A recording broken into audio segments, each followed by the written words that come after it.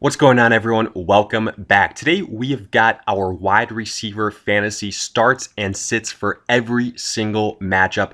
So make sure to tune in, and if you guys enjoy, hit that like button, subscribe. Also check us out online at alldaypigskin.com. Join the free newsletter, get exclusive access to content, and also become a VIP and get personalized season-long fantasy advice from yours truly. Also, give us a follow on Twitter at alldaypigskin so you can continue to interact with us throughout the week. But in the meantime, let's get right into it.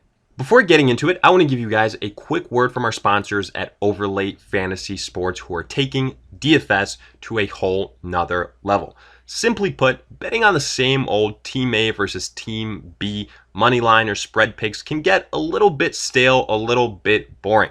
So why not spice things up with the all-new matchup shop function that Overlay Fantasy Sports has to offer? Basically, it allows you to bet on individual player matchups heading into the next NFL games that are coming up.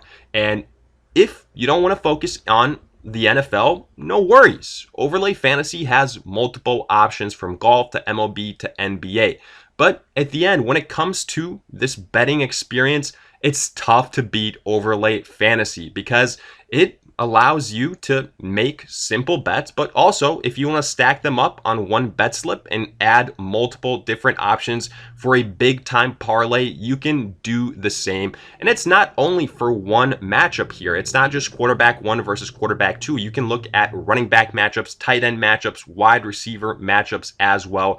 You get the picture. There are a lot of different possibilities. So do yourself a favor. All that homework you're doing to optimize your fantasy lineups, let's have that translate into getting some extra cash in your wallet. So check out Overlay Fantasy Sports and their all-new matchup shop. Our first matchup of the week, we've got the Dolphins at the Jaguars. And when looking at our starts, we begin with the Dolphins, and we want to focus in on Devontae Parker because he really is the most reliable wide receiver on this offense. And yes, he was limited earlier in the week, so that is something worth keeping an eye out for, because if things take a turn for the worst, then Parker could find himself on the sit side of this list, which would elevate someone like an Isaiah Ford or a Preston Williams, who we will touch on in a little bit. But as far as the Jaguars side of things, I like DJ Shark. I like Keelan Cole as well. I think they both have a little bit of a higher upside than that of Devontae Parker. But basically, all these starts are mid-level wide receiver twos. I will say the upside is there because I believe that this game will be relatively high scoring. On the Jaguars side, though, these are the two names that you need to know offensively. You're going to sit Laviska Shenault because I do believe that he is that next man out. He's still a rookie, a little bit inconsistent. We saw that last week. And then as far as the Dolphins, we're going to sit Isaiah Ford. Yes, he had a huge week too, but how much of that is a blip and how much of that is a reality? And as far as Preston Williams, well, ever since he came back from his injury sustained last season, he's been a little bit inconsistent. So for that reason, we are fading him as well. Then 49ers at the Giants. And this is a tough one because there's a lot of injuries here to discuss. For the Giants, well, let's start with Sterling Shepard, who's obviously not on this list. And that's because he sustained a turf toe injury. That usually takes a little bit of time to get over. For that reason, Darius Slayton and Golden Tate, I think, are actually pretty decent starters. Both of them, they should get more targets, with Shepard expected to be out. And especially with the Saquon Barkley injury as well, because he, even as a running back, would get a decent amount of targets. And versus this 49ers defense that's also very depleted due to injury, we like both these guys as potential high-end wide receiver twos. And as far as the 49ers are concerned, you see that we have an asterisk next to the name of Kendrick Bourne. And that's more so because we don't know what will happen with the quarterback situation yet for the 49ers, because that will impact how we view Bourne's status. He was the preferred option last week, but we have a little bit more faith in Jimmy Garoppolo. Will it be Mullins? Will it be Garoppolo moving forward? We don't know in this matchup versus the Giants, but honestly, right now, there's so many injuries to this 49ers pass catching group that Bourne might be someone that has a boomer bust type of week, and we like that upside more so if Garoppolo is under center. Moving on, we've got Washington at the Browns.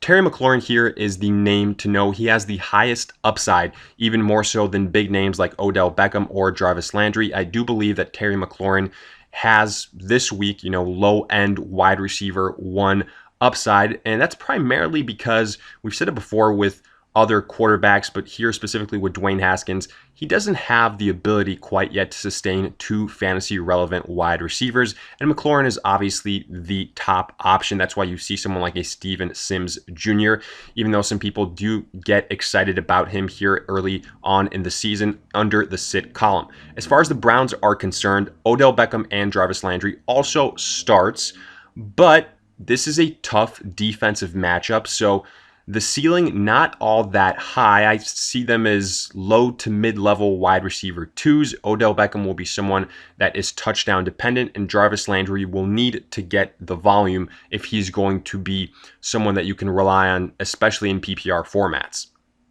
From there on, we've got the Bengals at the Eagles. I like Tyler Boyd. I like AJ Green. Both these guys are high-end wide receiver twos. I think this will be a relatively high-scoring game. The Eagles defense doesn't scare me all that much. The Bengals defense definitely doesn't scare me. That's why we have got Deshaun Jackson as a start in this game. Yes, he's inconsistent, but guess what? He's also very boom type of play potential.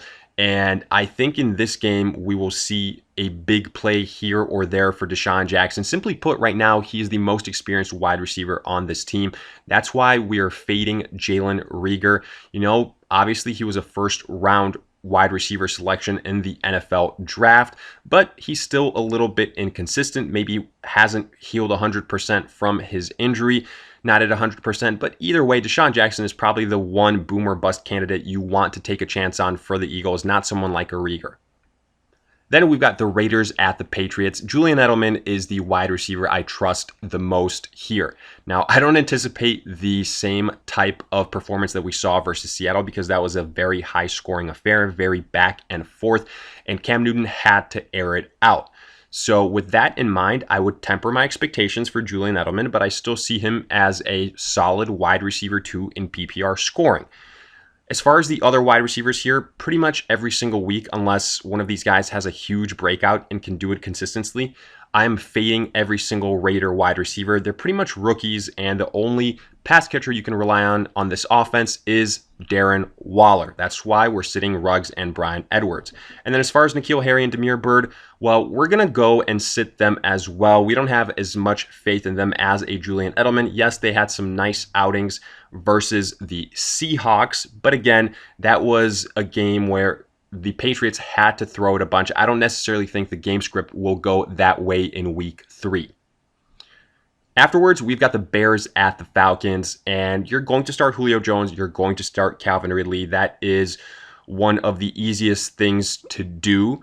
Now, don't think that Julio Jones will have another 4-point performance. Yes, that was very disappointing, but that is a blip. And Calvin Ridley, while we have hit on Calvin Ridley, he is delivering on the biggest breakout so far at the wide receiver position. In fact, he is the #1 scoring wide receiver in fantasy currently. But for both these guys, the ceiling isn't as high this week because this is a very good Bears defense, and they hold opposing quarterbacks to relatively pedestrian outings. So keep that in mind.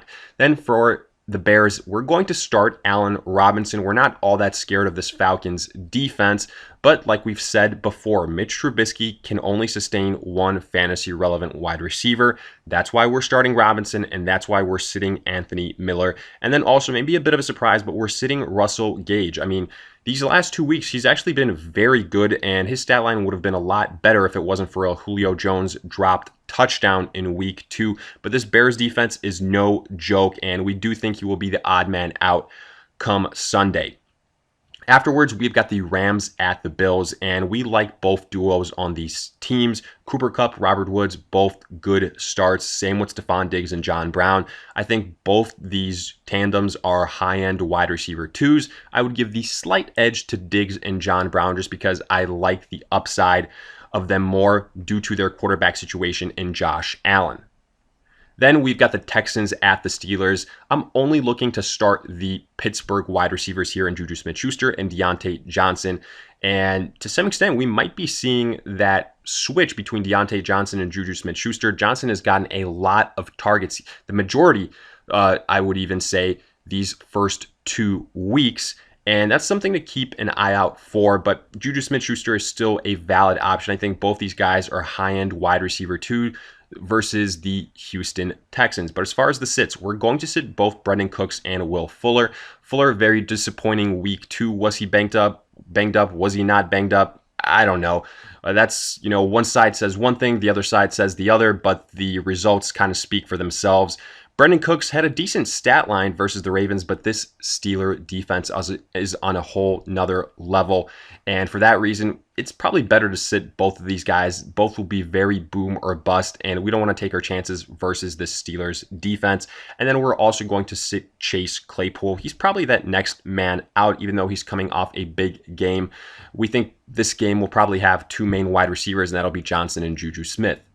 Afterwards, we've got the Titans at the Vikings. You're obviously going to start Adam Thielen. He is a must start every single week.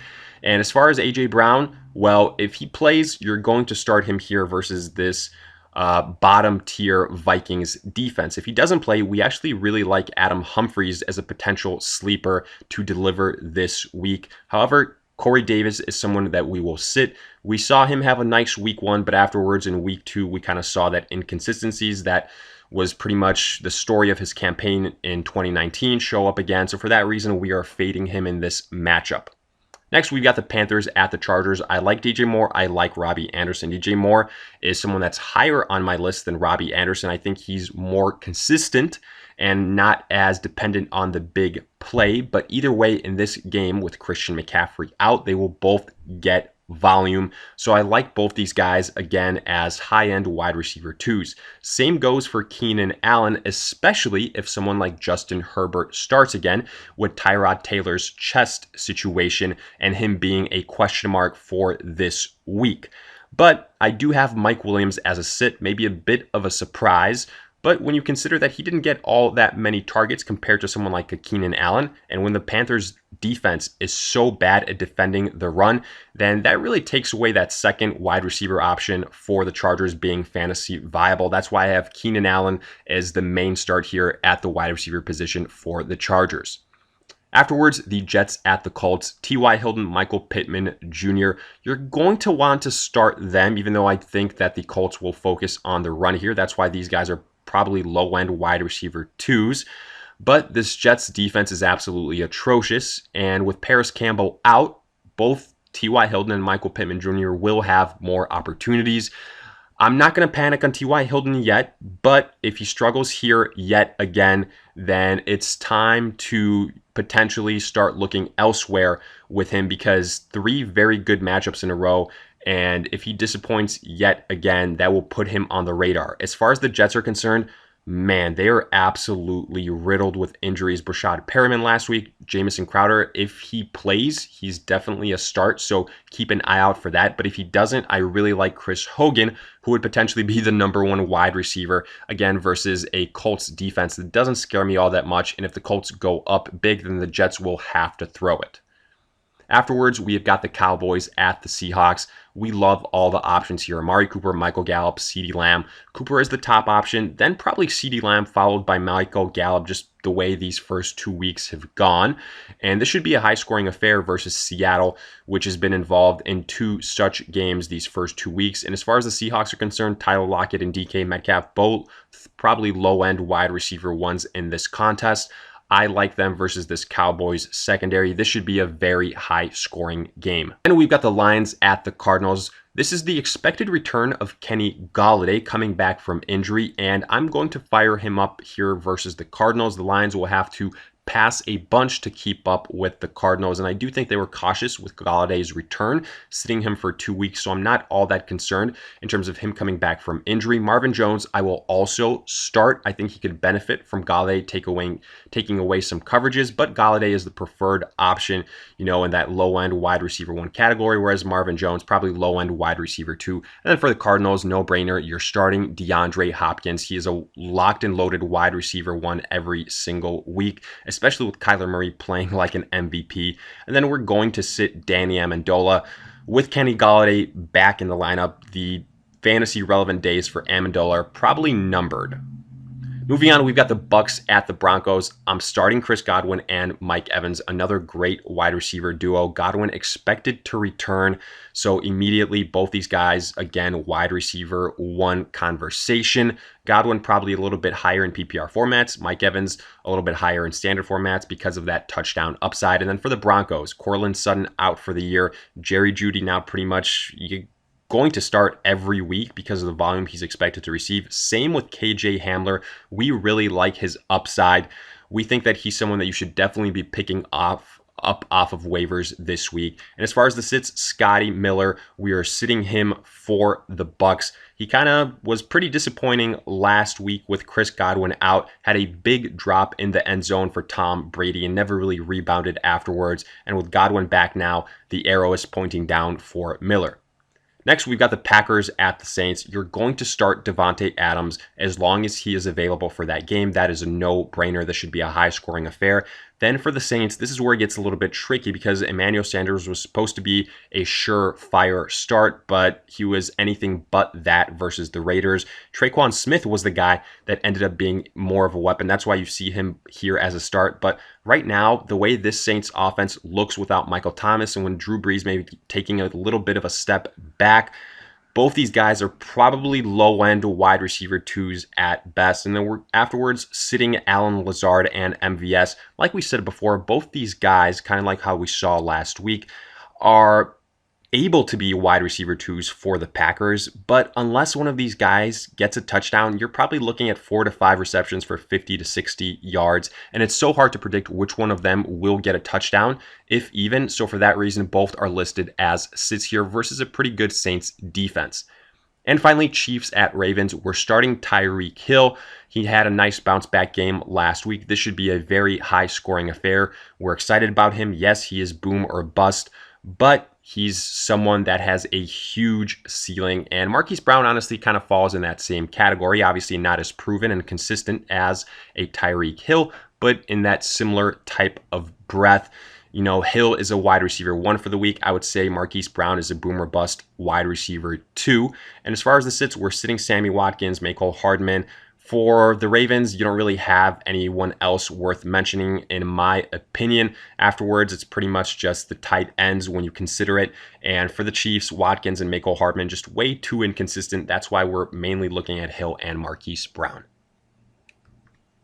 So with that, we wrap up this wide receiver start and sit breakdown. And as always, let us hear it in the comments. Did you agree? Did you disagree? Along with any other start or sit questions you guys might have, we will do our best to answer them. And again, if you guys enjoyed, hit that like button, subscribe, give us a follow on Twitter at alldaypigskin to continue interacting with us as the week progresses. Check us out online at alldaypigskin.com. Become a member of the newsletter, get some exclusive content, become a VIP to get personalized fantasy advice from yours truly throughout the season. All the details in the description. But for now, we'll see you guys in future videos.